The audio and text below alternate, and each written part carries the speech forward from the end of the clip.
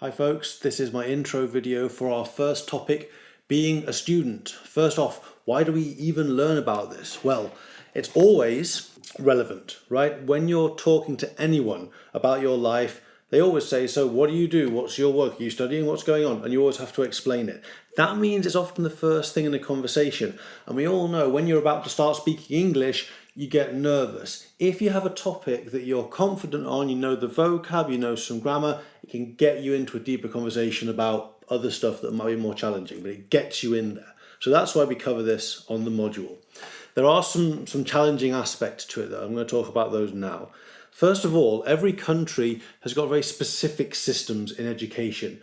It would be nice if the whole world did the same thing, but just had different words for it. But that's not how it works. Often one thing in one country is called something similar in a different country, but it doesn't quite correspond. It isn't quite the same thing.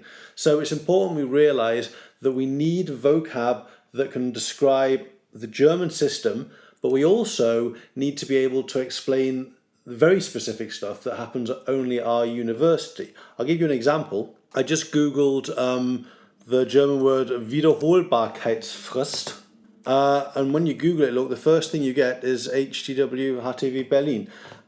This is a word which is only, not even in use generally in Germany, but only at our university.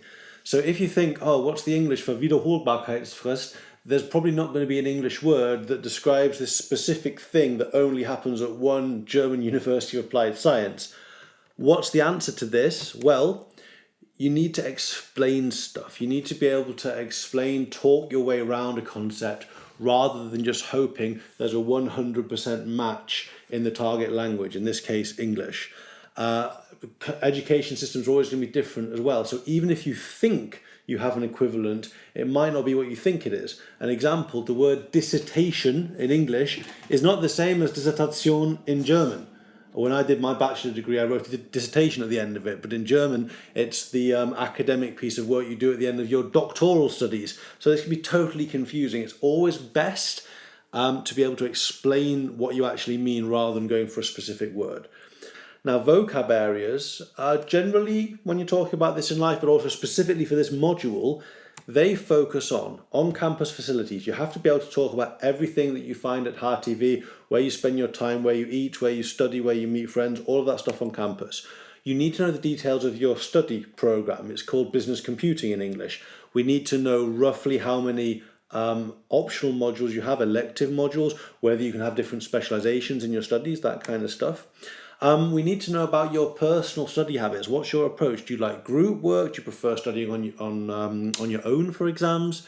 Do you study at night? Do you study during the day? How do you balance the needs of maybe your job and your studies? And then, of course, your life outside university. So where do you live? What's your living arrangement? How do you deal with rent? Living with family? Living in a shared apartment? Living in like a student hall of residence, the Studentenwohnheim, all of those things are interesting. And finally, your ambitions for life after university. So why are you doing this? What do you want to do afterwards? And why is this the program that's going to help you in the rest of your life? Those are the kind of things that you'll have questions on in the exam, vocab questions. And at the end of our Intermediate 3 English, which we'll be doing next semester, you also have an oral exam where you'll have to talk, well, you might have to talk about this stuff as well. So these are the kind of vocab you need. If you want to learn the vocab, go to our Quizlet class. There's links on Moodle, and you can learn all the vocab there. So let's talk about grammar. We do a lot of work on the tenses in this module, and that's unsurprising because the tenses are pretty hard in English, and you need to know which tense goes with which topic and which meaning. So here we have the present simple tense, not as common in English as it is in German, right? In German, you use the present simple for everything. In English, you use it for things that are like general facts that aren't happening right now, but are generally the case. For example, I study business computing. You could say, I am studying business computing, but by saying that, you are implying that that's somehow temporary, like you're only going to do it for a couple of semesters. Okay. If you are doing something certainly temporary, like an internship, then we jump into the present continuous tense that uses I plus the correct form of to be. So I am, or they are, or she is, and then the ing form of the verb. So I am currently doing an internship. Currently implying at the moment, that means it's a temporary situation. If you talk about the past, you've got two options generally in this topic. If you talk about something that happened at a specific time in the past, so 2 years ago, then you take the simple past. Simply the ED form, started. I started my program 2 years ago. If you want to talk about something that started in the past, but is still the case, so you started studying at HRTV in, say, 2016, but you are still studying there now, then we take this present perfect continuous. Sounds scary. It is a slightly more complex tense. You have to take I, then you have to take have been, or he has been, or they have been. So you conjugate have to match the subject of the sentence, and then you take again the ing form. So I have been studying at HRTV Berlin for 4 semesters. That's if you're still there now. In the oral exam that I just mentioned, if you start breaking out tenses like this, then your teachers will notice it and we will appreciate it. You also might have some small writing exercises in your exam where you will need to use tenses like these. In fact, on Moodle, there's an exercise where you'll have to do that, all right? So the tense is always going to be important. That's basic stuff. You need to know that. If you want to get a bit more advanced on the grammar, then you could think about using some conditionals. This is not an official part of the module. You'll do conditionals next semester. But hey, if you're good at English and you know you could broaden your expressions, then why not use them? So conditional 1 is for definite possibilities in life. Every conditional sentence brings together 2 different ideas which have a connection between them, which have a degree of conditionality between them. So the example here, if I graduate with good grades, I will apply for better jobs. That's conditional 1. We just use if I graduate, simple present, then we use will plus infinitive in the second half of the sentence. There's always like a comma dividing the 2 clauses. Then conditional 2, this is for more speculative, more theoretical stuff. It might not happen, but if it did happen, then this would be the consequence. So if I did a semester abroad, I would go to the USA. So we jump into the simple past here when we say did, but we're not actually using the past tense. That's called a subjunctive. That's why it jumps into the past there. So if I did a semester abroad, I would go. American English, some people say if I would do a semester in the past abroad, I would go to the USA.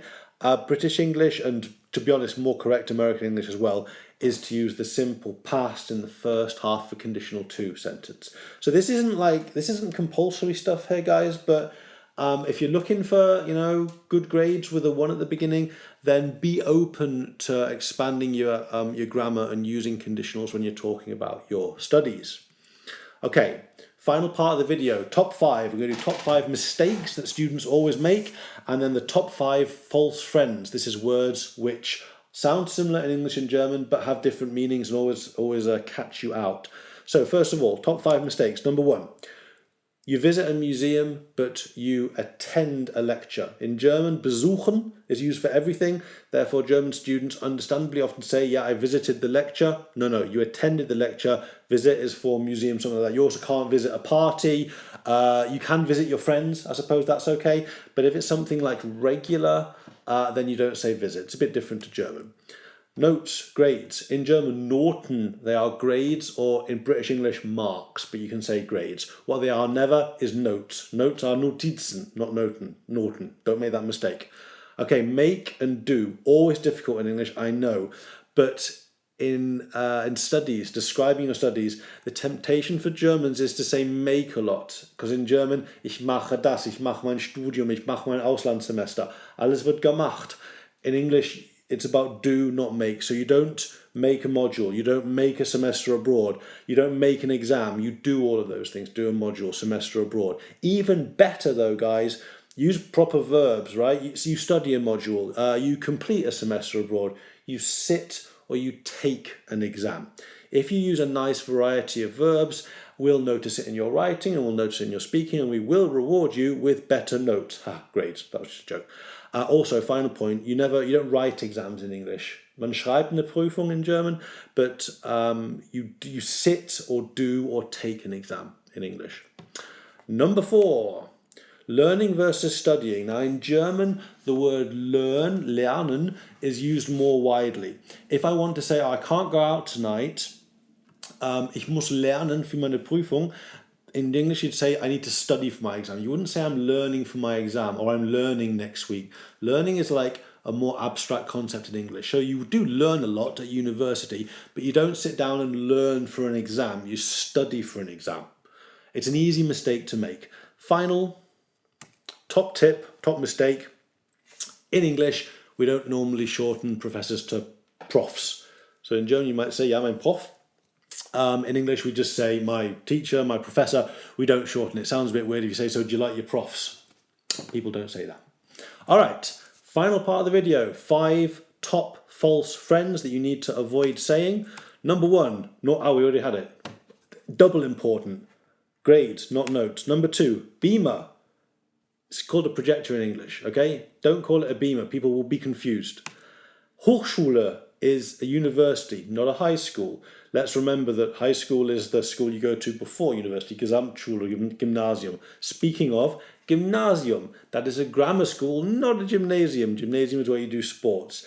Grammar schools are being phased out in many countries, though. You may have to describe what you mean when you want to say a kind of school where you are selected to go there at age 12, 13, 14, and it's a more academic level. Not every country has a system of grammar schools. British English, possibly. American English, not so much.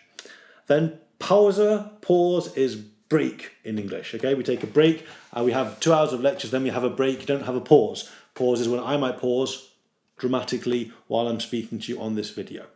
Okay, so thanks for watching, everyone. I hope that was a useful little introduction to this topic, being a student. Please check Moodle for the exercises that I've put online. Next week we'll be discussing these, so get them done, sign up on the timetable. We're having an online session next week. If you have questions until then, send me an email or get in touch via the Moodle chat. I'll be online always on Monday mornings to help you out if you need it. Okay guys, thanks for watching and I'll see you next week.